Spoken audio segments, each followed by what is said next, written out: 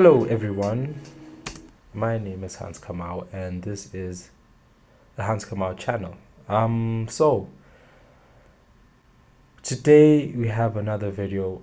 Basically, it's titled "I Want My Kids to See Me Cry," and basically the thinking behind that, or what influenced it, was at the time I was really reflecting on fatherhood and how I would be as a father, what kind of things that I want to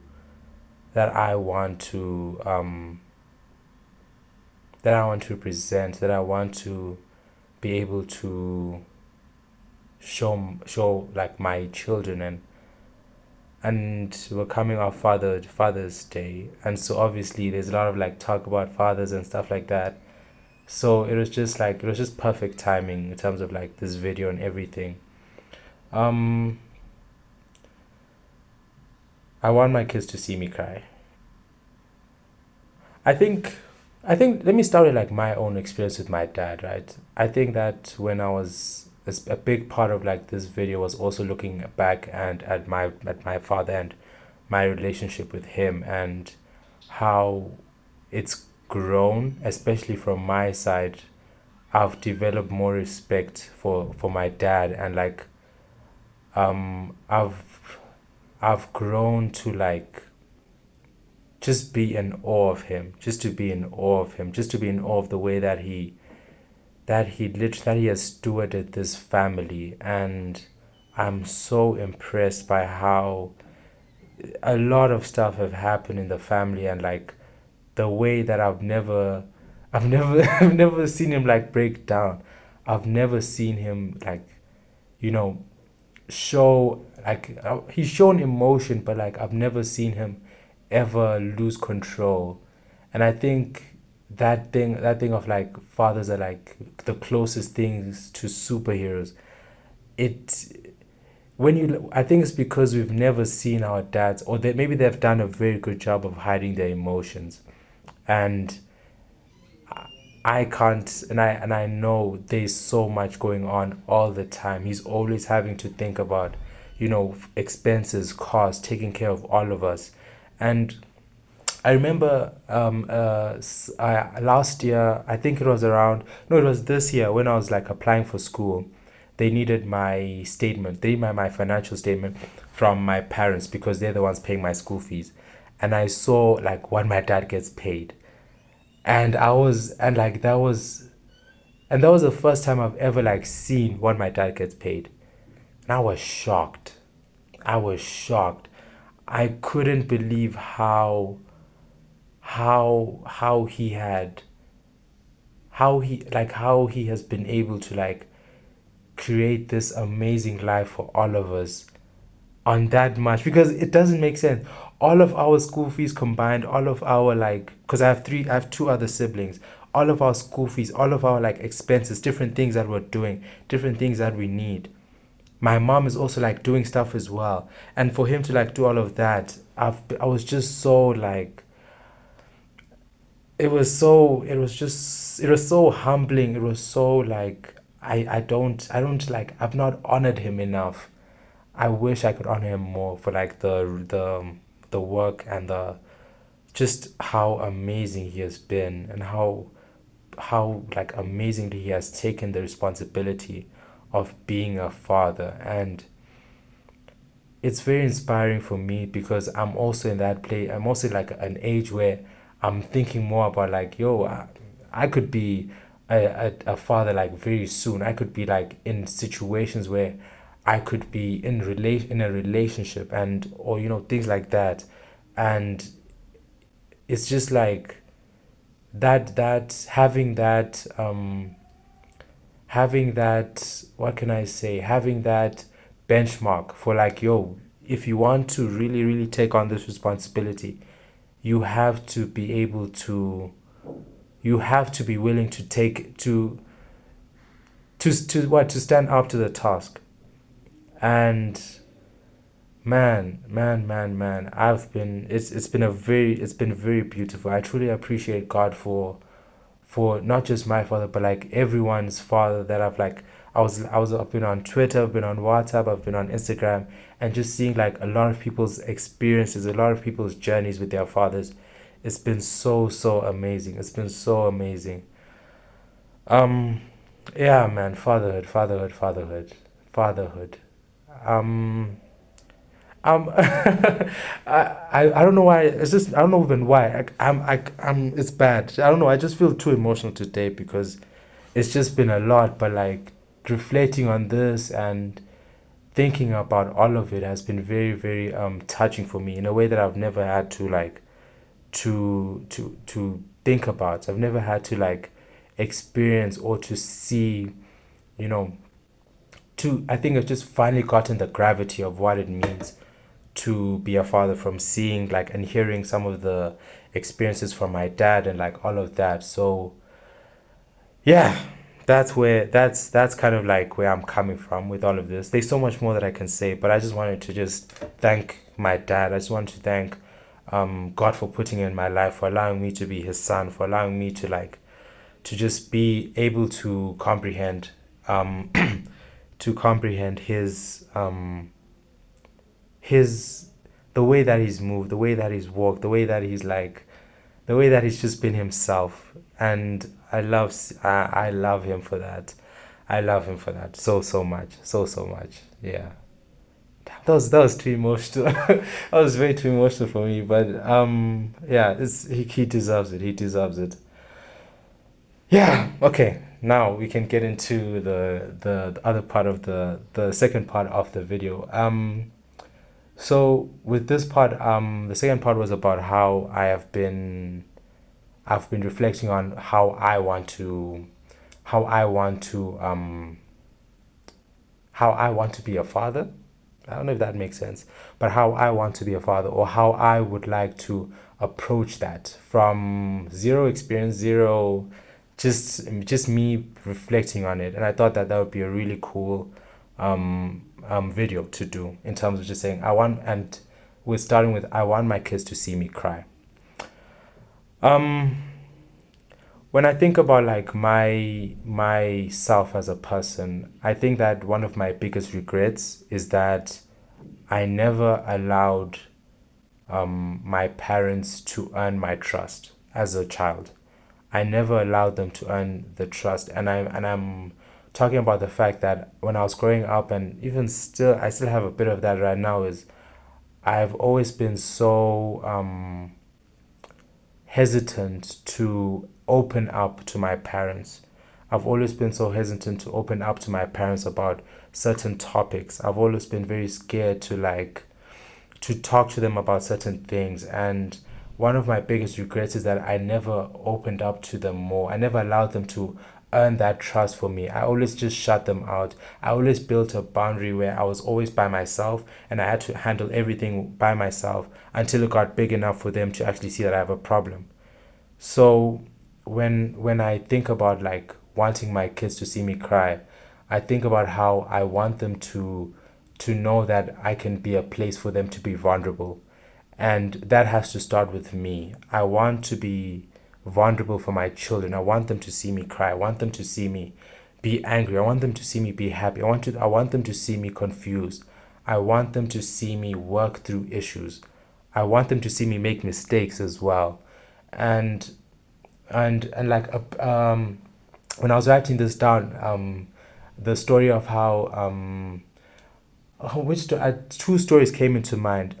So the story of Jesus on his way to, on his way or like when he was in going to resurrect Lazarus, the fact that he allowed himself to weep and to really cry and to just break down in front of everyone, and to the point where people could see that hey, this man really loved him.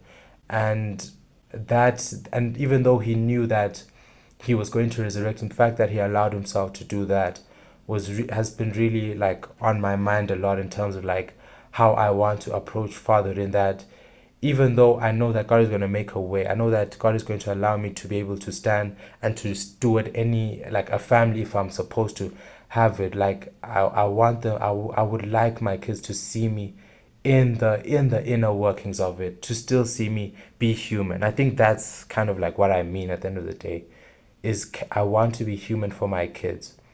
And yeah, and also like when I speak about how that be the how my biggest regret is not being open to my parents, is that I wish that my parents pushed me to open up more. I wish that I wish that I was able to. I wish that they asked me, like, they, I don't know, it's not their fault, it's not my fault, right? Because we're all humans. But like I wish that they pushed me to open up. I wish that they pushed me to share what I thought, my feelings. I gained like this term of like, oh, I'm just a quiet kid. And yes, I was quiet, but I feel that a big part of that is because I didn't know if the place where I was opening up was safe. And I think that if I am going to be like a father, anything like that, I want to really like, I want to make sure that my children know that it's safe. And that is going to like, that's going to require a lot of patience. And I think that I also have to allow for that patience. You know, I need to learn how to be patient with different people as well. I can like say yes, I want them to know that it's safe, but I also have to allow them to open up at their time. So I think that is that double-edged sword, where as much as I want them to know that it's safe, I also want them to know that they can open up at their pace as well. So I think that if I was to like become a dad, I would really focus on those two things. It's just creating safe places and allowing them to see me when as a human. As much as I'm a dad, but I also want to be human. I want them to know that I want them, Emmanuel. That is it. That's literally it. It's God with us. It's not. As much as I can be seen as the head of a family, I can't do anything without God, and it's God with us who like, who has put me in this position. Who's going to be the one who's going to be to give me the strength and the wisdom to be able to like sort out different things.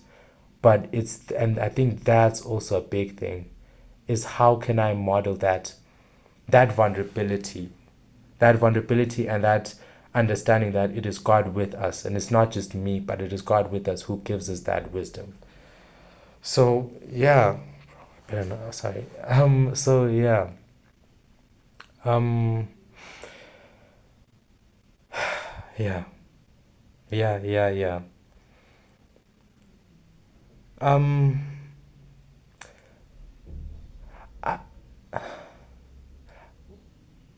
I. You know, I don't know if I can.